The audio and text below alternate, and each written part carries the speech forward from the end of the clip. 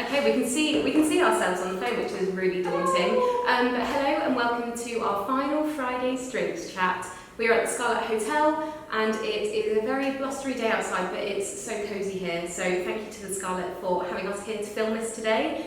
I am joined with Debbie, the wild wine woman from Wild Wine School.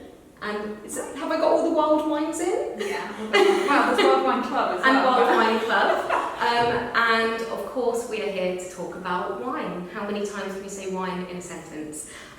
So I'm very excited to have Debbie here for our final Friday's Drinks Chat. And as you guys know by now, the reason for us doing these videos are to make sure that you guys can get the courses that you want from us.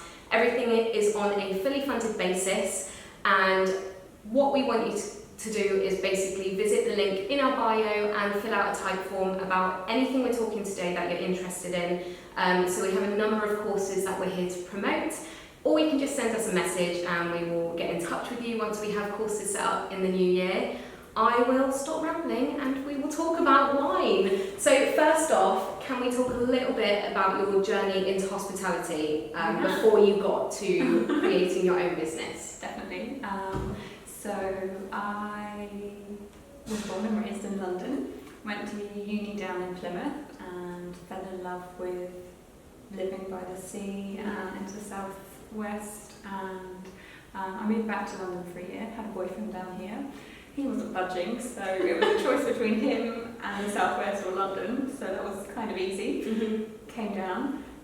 We had lunch at 15 a few times, like it was our favourite special place to go. Yeah.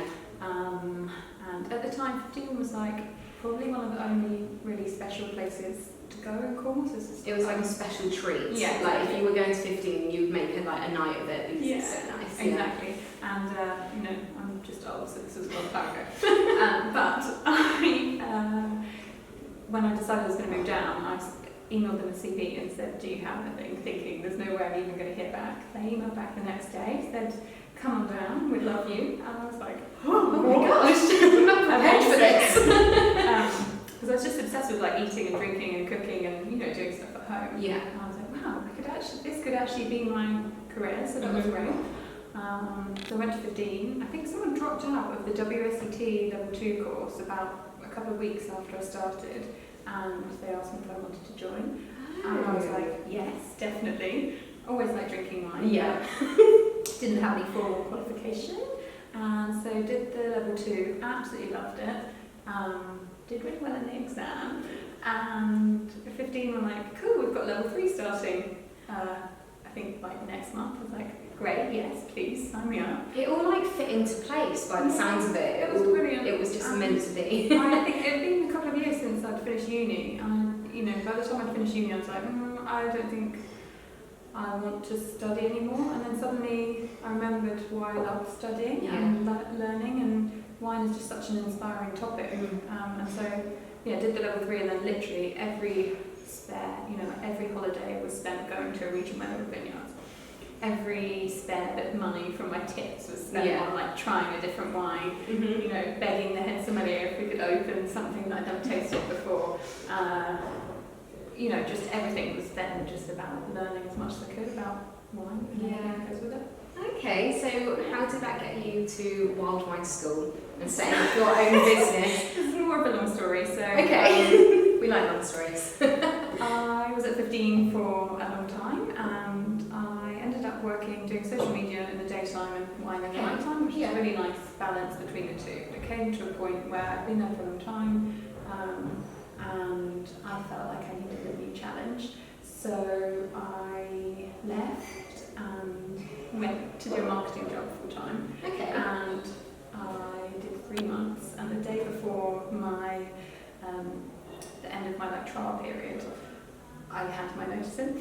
Okay, it just wasn't right. Well, I was like, what am I doing? I don't want to work in marketing. I want to work in hospitality. Well, yeah, I want to work with wine. And I was Yeah. like, no, this isn't quite right. So I quit and I started my own business back then, which was, must be 6 years ago now, 7 years ago. Yeah. And worked as a consultant, which was amazing. So I did some work here at the Scarlet, setting up their wine flights and food pairing stuff and training up a wine team, which was amazing. Yeah. I helped some friends with smaller places do startups, help with their whole drinks concept.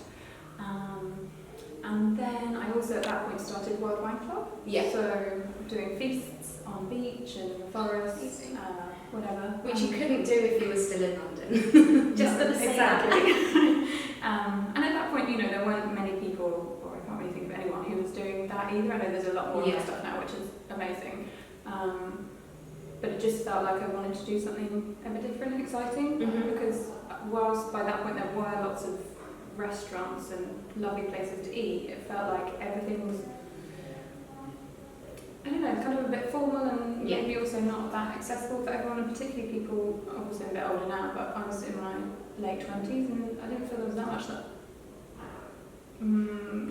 I guess that I could connect with properly, so I was just like, I need to do my own thing. Knowing that you felt like that, probably so many other people also felt the same. So it's like targeting yourself, but you're also targeting a range of people in the same situation. Well, it really just was, you know, it started off just my friends coming. Yeah. So they were like, wine, beach, I'm there. and bags, cooking some food, yes please. So that was World Wine Club. Meanwhile, my current employer, Bevendum, so I still work part-time for Bevendum, were amazing, and they offered me a job, and I thought, why not? Why would I not want to work for an awesome distributor? So did that, and then carried on doing the World Wine Club at the same time, and then almost 2 years ago now, I was on maternity leave. Oh no, so maybe a year ago or so. Yeah. And I'd always had this idea in my head that I wanted to do wine education, so Bevendum put me through the wine educator course, so I can teach the WSETs.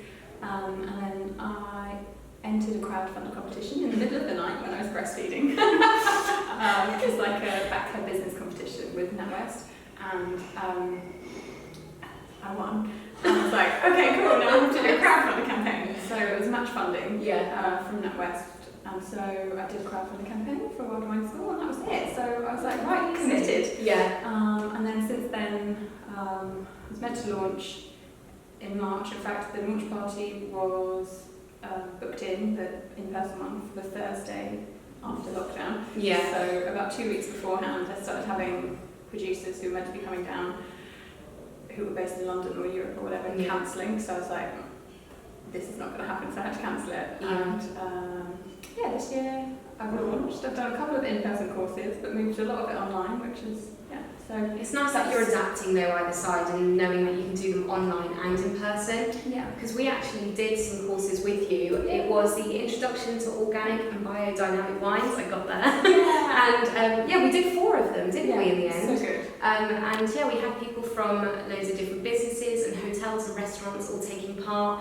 And we are looking to do them again in 2021. So again, if you guys are interested, then please let us know, and we will make sure to put you on the priority booking for that one. So how has this year been for you? Obviously you've launched, which is probably a really amazing thing to be able to launch still with everything going on. Has it been okay for you? Or? It's been really up and down, like it's been so turbulent.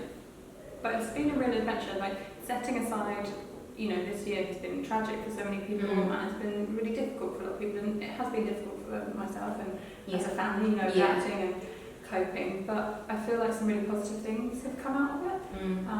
And so I've managed to connect with this amazing community of people all over the world. So during the first lockdown, the original lockdown, before they'd announced furlough, I decided I was going to do free wine training, because so many of my friends who work in hospitality were just at home with nothing to do. At that point, they didn't even know if they were going to have any money coming in. So I just thought, cool, I'm going to do free wine training once a week. I'll send out my newsletter, and then we'll meet up on Zoom to share a glass of wine. Actually, on Friday, I believe. So, and that was just such a brilliant experience. And I've made some real friends for life, I'd say. So someone like, just an example, there's a lady called Julie who has Bottle It, and she came on and joined in every week. And then during the summer, we went and stayed in their yurt at Bottle It.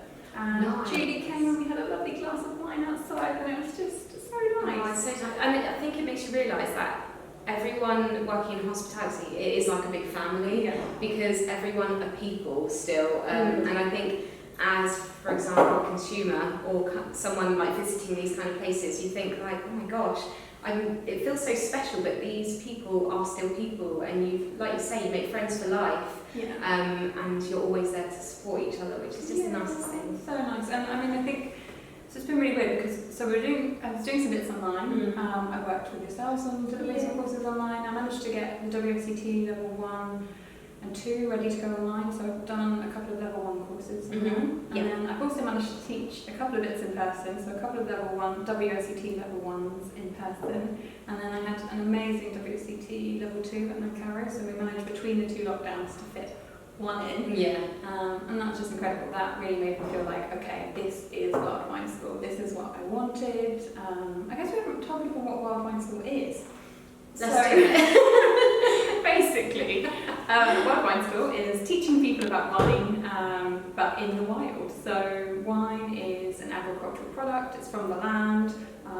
All the most inspiring I guess wine education I've had has been from visiting vineyards or drinking wine in regions or, you know, on a harbour wall, or it hasn't been in the classroom. And whilst I've obviously learned a lot from the classroom and from studying wine in traditional terms, I felt like there was a better way, or more exciting and inspiring way of teaching people about wine. So taking people outside and teaching them about wine.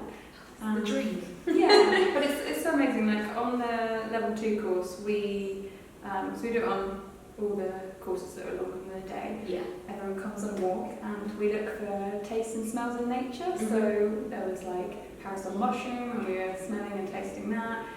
We were tasting sloe berries to demonstrate the feeling of tannin in the mouth. We were tasting blackberries and smelling the grass. And as a teacher or an educator, like, it just made my job so pleasurable. Like, that's just what I'm doing, to be outside and being in touch with nature. And I think a lot of people don't realise what goes into wines. Like, they taste a wine and they're like, wow, that tastes great.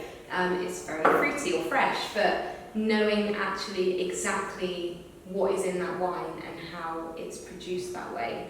And we will talk about that in a second. Sorry, I'm rambling. Oh no, it's perfect. We love rambling. What are your plans for 2021? Have you got any yet, or is it, you know? I'm trying to keep things quite fluid because I found it so, the hardest thing actually I found about this year was having to rearrange stuff and having to get, you know, all the admin that goes with that. And I really hate the idea of letting people down, so I really didn't like having to keep rearranging courses more than once. I think people were so understanding, which was amazing. But so I've got everything booked in online until the end of March, and then fingers crossed I've got a venue and I've got some dates booked in, but I'm waiting a little bit longer to release them for in-person courses. Just play it by ear. It's going to be amazing doing it in person, but I feel like I just need to, you know, what is 6 months in the grand scheme of things? I want to be doing this for years, so it's okay. So you've got more planning time. And then, you know, the other aim for next year is to get Wild Wine Club up and running again and do some amazing feasts. And then I've already started developing new courses to launch next year as well. And a modern introduction to wine is launching in January, which is the course that I developed based on the free training that I delivered in lockdown. So amazing. From all the feedback from everyone, I developed this course, which is basically what I would want to know about wine if I started again, or if I was telling my friends about wine. But it brings in lots of different industry experts from all around the world, so talking live on the Zoom sessions. Hopefully that should be good. Amazing. Let's just talk a little bit about some of the courses we can deliver as well, because we will be collaborating on these courses. Obviously, when I say collaborating, I basically mean that Debbie will be delivering and creating the courses, but it will be on a fully funded basis. So you will receive the training for free, thanks to the investment of the ESF fund. So let's talk about what we could do. We did mention the introduction to organic and biodynamic wines, and that is one that we have done before. There's also introduction to English wine. There is minimal intervention wines. Let's talk a little bit about that. Okay, so the minimum intervention winemaking is kind of a follow-on from the introduction to organic and biodynamic wines. So during the organic and biodynamic wines course, we really focused on how grapes are grown and the work in the vineyard, and we just did a short kind of I guess, touch on then what happens in the winery and how those wines are then certified as organic and biodynamic. But during the Women Intervention winemaking session, we're kind of looking more at maybe what is natural wine, the process of winemaking, and all the different points during that process where the winemaker can intervene. So, you know, there's lots of different choices when you're making wine. And I guess a very natural approach is to really do as little as possible. So that kind of 0-0, nothing added, nothing taken away type approach. But there's a huge kind of grey area in between that and what natural wine is, and then what conventional wine is. And most wine kind of sits somewhere on the spectrum between there. I'd say both of these wines that we've got today kind of sitting towards the more natural end, but they're certainly not cloudy or, they're probably somewhere in between, but pushing that way. So it's really kind of exploring that. And I think so many people at the moment are kind of not confused, but maybe a bit baffled by what natural wine is, and would like to know more and then be able to tell their customers and their guests about that. And that was certainly the feedback we got from the organic and biodynamic wine, was that people wanted to go more in depth into the winemaking process. So that's just kind of like stage 2 of that introduction definitely. Course. Okay, perfect. And I think, but that's where the collaboration comes in. I think what's really nice about working with you guys is you have direct access to the industry and you find out what people want, which is amazing. That's kind of what, that's the grounding to creating a course, I guess, isn't it? Because I think with a lot of our courses, we've had some amazing consultants, but without knowing exactly what places like hotels and restaurants and bars already know, it's hard to create a course on that because you don't want to just repeat yourself with the things that people already know. But we had such an incredible feedback from the first courses we did with you. So it's amazing that we can now build on that and offer more. Yeah, it'd be really nice. I hope some of the same people will come back on as well. And we'll imagine they will. So now let's talk about wine. Let's talk about kind of styles of wine, trends, particularly maybe Christmas trends, especially at the moment. I think everyone's excited for Christmas. A lot of people may be breaking up today or kind of carrying on through. So let's talk about wines for Christmas and different styles. Starting with what we've got here today. Great. So both of the wines we have here would just be amazing aperitifs. So something to have, I was about to say in the morning, but while you're cooking, basically. A midday. With your starters or your canapes. I mean, we always like to have little snacky bits before the main event because ultimately the roast is never coming out before 3 or 4 in the afternoon. So we have got a Pinot Grigio, but not as you know it. So I think people assume, in fact, with both these wines, I chose them because they're exciting versions of styles that maybe people shy away from. So Pinot Grigio, the grape variety, although it's very popular, I think most people choose it because it's neutral and they know it's not going to be bad, rather than actually getting excited. Myself included. And thinking, I want really good glass of wine. So Pinot Grigio is actually the same grape variety as Pinot Gris, but it's the Italian name for it. And if you have a Pinot Gris from Alsace, for example, it can be really full and structured and a really serious wine. So although this isn't as full as an Alsatian Pinot Gris, this has got amazing texture to it. It's that mouthfeel that I think with some of the less interesting Pinot Grigios, it can be a bit watery. It's also got this insane kind of minerality and precision, lovely delicate fruit, but kind of floral hints as well. So a really interesting and exciting wine. It's from Alto Adige and made by Alois Legeda, who are they're just so passionate about biodynamics. They're actually one of the producers that we watch a video from in the organic and biodynamic course. So you get to see them burying cow's horns and spraying the operations on the vineyard. And it's just one of the most magical places I've ever been to. The air smells pure. But you're up, but you're basically in the it's called Dolomiti, so you're in the Dolomites basically, and you're up on these beautiful mountains. So they have super continental climate. So in the summer it's really bright and sunny, and then in the winter it's freezing cold. I love that. That's like my favourite. So I love the winter as well. And no rainy autumn. Looking outside today. So that's a really lovely one, and I think a real crowd pleaser. So everyone, I don't know anyone that wouldn't enjoy And then moving over to the Soave Classico from Suabia. I think Soave is another really underrated wine from Italy. I think lots of us have heard of it, but maybe people think it's a bit old-fashioned. Yeah. But actually, like this one, is it certified organic? It is. So it is made by a lovely family of sisters, which I love, and I love the packaging. Made with a grape called Garganica. And again, this is a lovely kind of crowd pleaser, a little bit more body than the Pinot Grigio, a bit more kind of fleshy fruit in there, maybe a bit peachy, still fruity. It's really, it feels, I'm not good with my terminology with wines, but the way I want to describe it is really soft. Yeah, definitely. It's just like so easy drinking, which for me is exactly the kind of thing that I need, because there's nothing worse for me than having kind of like bitter kind of wines. And I think that coming onto that Christmas thing is I think you want unchallenging wines for Christmas. You want stuff that are delicious to drink. You want them to be crowd pleasers, but you want every single person in the room to be happy and enjoying it. You're not sitting there with your best wine mate having a sniff, examining the wine and pulling it apart. You want something that is totally everyone loves. Not having to buy like 7 different wines. Not that we have that many people. It's Christmas. 6 different wines. Yeah, exactly. These would be lovely kind of starters.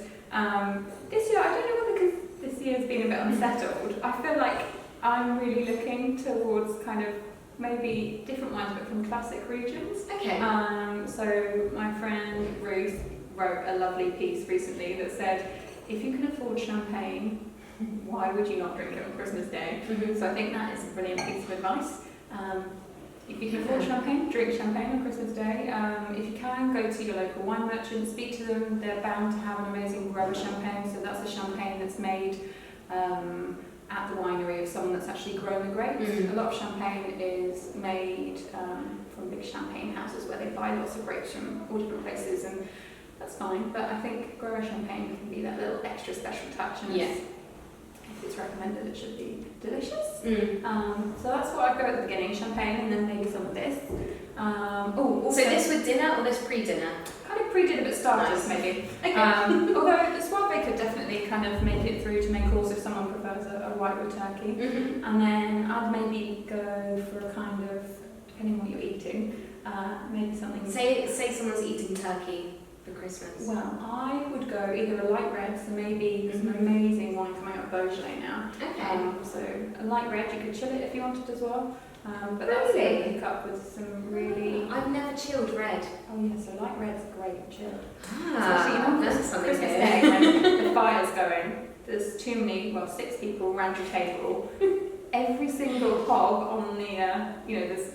It's so oh my hot, gosh, right? you're literally like So, wearing your Christmas clothes, but you're just too hot. Exactly. So actually a glass of chilled red is going to be really refreshing. I'm going to do that. And something like Beaujolais, not too high in alcohol either, so again, working with that heat. Yeah. But that's going to be a real crowd pleaser, because that's going to work with your turkey, your pizza blankets, your nut roast for me, all the veggies. Yeah. Or if you want to go white, I would maybe go for a white Rhone. So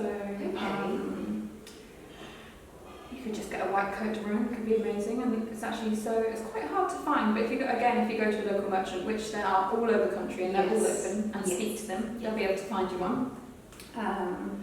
So I think that would be that. And then I think I really love either a Vinsanto with Christmas pudding, or what else is good with Christmas pudding? Oh, maybe a Mother Glen Muscat from Australia. It's really good.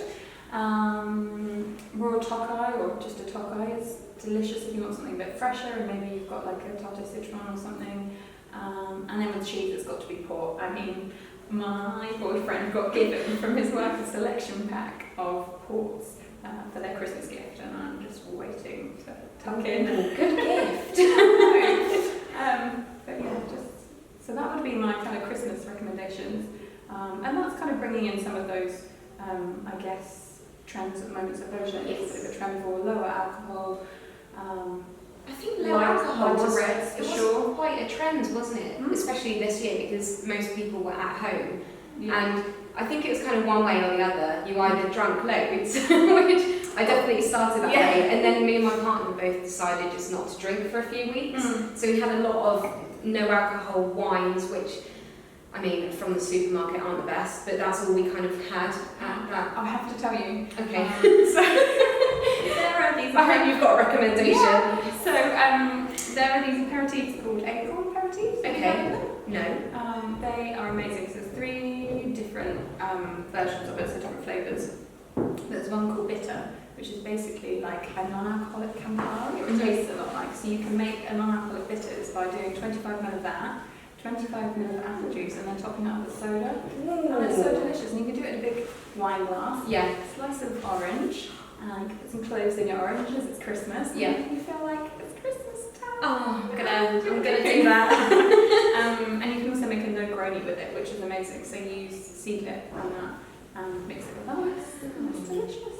Oh, amazing. So there's definitely options for not drinking as well. Yeah, I don't think anyone in my family are probably not going to be drinking. However, it's just nice, maybe if you have slightly too much. Yeah, but also with that acorn bitter, you can just use it in the normal bitters, but with Prosecco and sparkling water. But obviously if you use that, then it's just much lighter, so it's probably like 5% ABV rather than 10 or 12% ABV. So when you're drinking, I mean, I find at Christmas I always have a glass in my hand. Yes. So by the end multiple, like different drinks. But that's not me being weird. I think everyone kind of has, I don't know, you just go through the stages of what you fancy, don't you? And you end up having either empty glasses everywhere or half full glasses everywhere. Although also, we should also be having, one of the things that I've loved coming out of lockdown is how many of the bars have done takeaway cocktails. So like Tom Fun are doing pre-packaged and love it. And Little Palais down in St Ives, I still haven't tasted, but I mean, I just think that's what we need. Oh, and propping up the bar, Josh, you spoke to a few weeks ago. The bottled cocktails. We've got some in the fridge ready for Christmas They're Day. brilliant. I had that. It was so sweet, but it was exactly what I fancied at that point. And I think it was the cheeky margarita. Watermelon. Oh my gosh, it was like drinking watermelon sweets, but it was spot on. I didn't sleep that night because I was like sugar. I was like, I had it right before bed. But yeah, I love how people have adapted through lockdown and that kind of thing, like cocktails in bags and stuff. Like it's just incredible. I've never seen anything like it. Well, actually, thinking about wine trends, definitely there's a trend towards other formats. So for my launch of my modern introduction to wine, I had Rich, who has lovely More Wine, which is an amazing company who basically distribute wine in boxes and also wine in cans. So we tasted the Quello. And that was lovely. I love that. Oh, it's so good, right? I know. Who would have thought it? No, wine in a can. It's like you're just drinking lemonade. But off the back of that, I've actually started something called Can Club. Okay. So once a month, I'm going to send people 2 cans of wine and do a little Instagram like a little live. subscription. Yeah, with a producer. So we're trying it in January. I'll be there. Yeah. I'll order that subscription. So that's definitely a little bit of a trend, is like people trying different formats. I think, you know, we're all so much more conscious about the environment and the way that we're living and how much waste we're creating. And so, I think absolutely. there's nothing wrong with other formats. Perfect. Thank you so much for joining me to talk about wine. I'm Thank you. looking forward to going and enjoying this glass now. Like we've mentioned, if you are interested in any of the courses we've spoken about, or if there's anything that we haven't spoken about that you're interested in, then please send us a message. You can also message Debbie, or you can visit the link in our bio and visit our type form and fill it out, and we will contact you once we have courses up and running. That's everything. Thank you again, and we will see you in the new year. I think we're going to keep this kind of a rolling thing every Friday or every other Friday. So we will let you know once they're back up and running. But thank you for being my last Friday's drinks chat. Like we're breaking up for Christmas now. Should we have a little toast to that? Cheers to that. Thanks guys, and see you in 2021.